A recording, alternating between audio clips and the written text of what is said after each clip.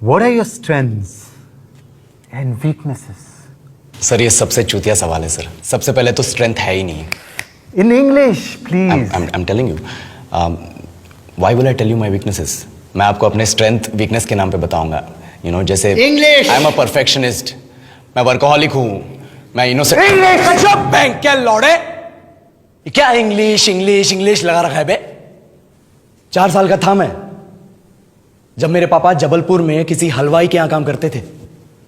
खुद तो कभी स्कूल गए नहीं, इसलिए अपनी गांड घिस घिस के मुझको स्कूल में भर्ती करवाया।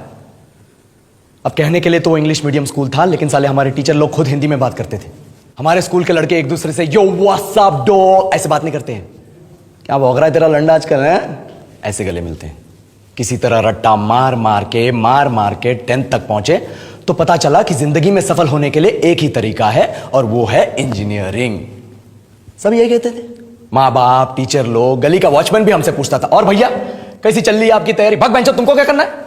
इसलिए हमारे स्कूल के बच्चे हम सब पहुंच गए बकरों की तरह। मैं IIT, मैं NIT। अरे जिस बच्चे ने अपने बाप को जलेबी तलते देखा है वो तो यही सोचेगा ना कि जिंदगी में पैसा ही सब कुछ है। I did not choose this engineering life, sir, and neither did this engineering life choose me. It was shoved down my throat by my teachers while my hands were tied to my back by my friends and my parents watched in silence. और English सुनेगा तो मादरचोद तो सुन। 10th के बाद 2 साल लग गए इस कॉलेज में घुसने के लिए, कोचिंग में निकाल दिए। ना कुछ खेले ना कुछ सीखे, और 2 साल बाद जब यहां पहुंचे तो पता चला कि बड़े शहरों के कॉन्वेंट स्कूल के पढ़े बच्चे जब अंग्रेजी में बात करते हैं तो मरे हुए फूल भी खिल उठते हैं। आहा, हवा में ऑक्सीजन की मात्रा बढ़ जाती है इनकी अंग्रेजी सुन के। और पूरे कॉलेज की लड़कियां इन इंग्लिश स्पीकिंग लड़कों को अपना जीवनसाथी.com मान चुकी है। तुझे क्या लगता है? मुझे कभी लगा नहीं कि मैं अपनी अंग्रेजी पे काम करूं, अपने पर्सनालिटी पे काम करूं। बहुत लगा। ये चूतिया इंडस वैली सिविलाइजेशन का जो एजुकेशन सिस्टम बिठा के रखे हो, जिसमें हर साल में 10 सब्जेक्ट, हर सब्जेक्ट में theory, practical, viva, lab work, external, internal, majors, minors, assignment, project, thesis, गांड मार के रख लिया हमारी। महीनों तक नहाना भूल जाते हैं हम लोग, और फिर हमारा परसेप्शन बना देते हो कि हम ऐसे ही रहना चाहते हैं। अब इस साल में एक बार कल्चरल फेस्टिवल आता है, एक बार, उसके लिए भी प्रोफेसर से भीख मांगनी पड़ती है। अरे बिना इंग्लिश बोले, बिना लड़कियों से बात किए कौन गांडू रहना चाहता है वैसे?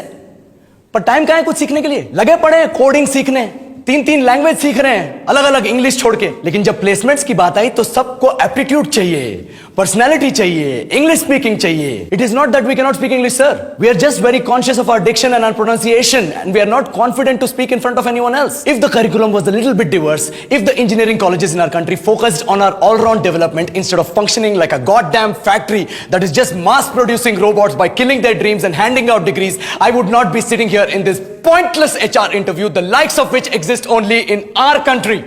ये लो सर, बोल दिया मैंने 4 और लाइन अंग्रेजी में। अब बताइए, क्या मैं आपके मल्टीनेशनल कंपनी के लायक हूं? Do I have the potential to be a slave of your esteemed organization?